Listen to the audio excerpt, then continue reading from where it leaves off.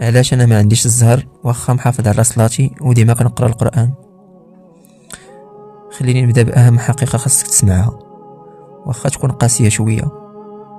الصلاه والقران ماشي صفقه مع الله، يعني ماشي غير غادي نصلي ونقرا القران ديما غادي تقاد حياتي ويولي عندي الزهر. كون كان الامر هكا راه الانبياء اولى الناس بهذا الشيء، يعني بالرغم من الايمان ديالهم ومع ذلك كانوا اكثر الناس ابتلاء. واش هذا الشيء كيعني ان العباده ديالك ما عندها قيمه؟ حاشا، بالعكس. ولكن خاصنا نصحوا المفهوم ديال الزهر.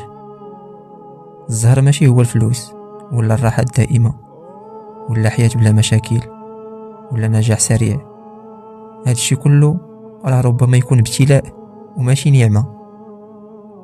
نعطيك مثال على فرعون.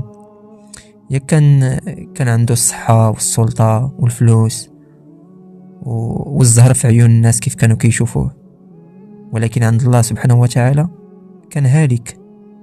وفي المقابل أيوب عليه السلام داز من المرض، من الفقر، من الوحدة، سنين ديال الألم، ومع ذلك الله سبحانه وتعالى قال عليه نعم العبد. دابا قول لي فين هو الزهر الحقيقي هنا؟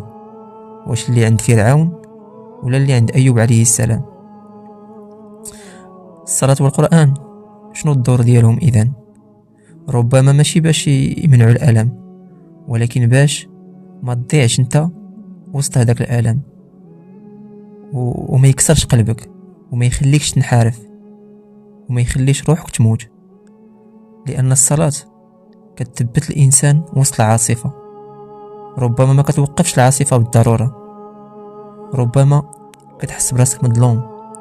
راه حتى الصحابة حسوا بهذا الإحساس، ولكن واش الله ما كيعطيكش؟ راه الله سبحانه وتعالى كيعطيك، ولكن بطريقة مختلفة.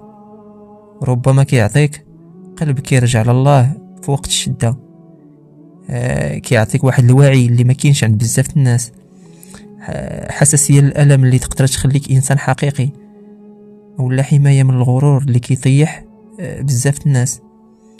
يعني راه ربما كاينين الناس فعلا محظوظين ولكن قلوبهم قاسية وما كيحسوش وبعاد على الله وغافلين، فهمتيني؟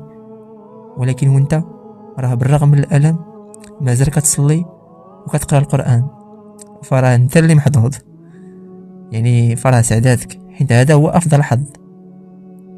وهذا الشيء راه ماشي خسارة، هذه راه نجاة. خليني نكون معك صريح، كاينه واحد المرحلة في الحياة كيكون فيها الإنسان صالح ولكن مازال ما جاش وقت الفرج، ماشي لأنك ناقص ولا شي حاجة، ولكن لأن التهيئة مازال ما سالاتش. يعني ربما الله سبحانه وتعالى باقي كيهيئ لك شي حاجة أكبر وأعظم، شي حاجة اللي صعيب أنك تصورها. والله سبحانه وتعالى قال أم حسبتم أن تدخلوا الجنة ولما يأتكم مثل الذين خلوا من قبلكم. يعني واش كتظن أن الطريق سهل؟ يعني واش انت ما غاديش تختبر، ما غاديش تمتحن؟ كون كان الله سبحانه وتعالى باغي يعاقبك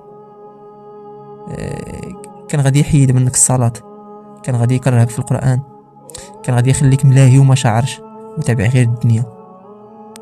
ولكن بالعكس الله سبحانه وتعالى خلاك تتألم وتسول وترجع ليه.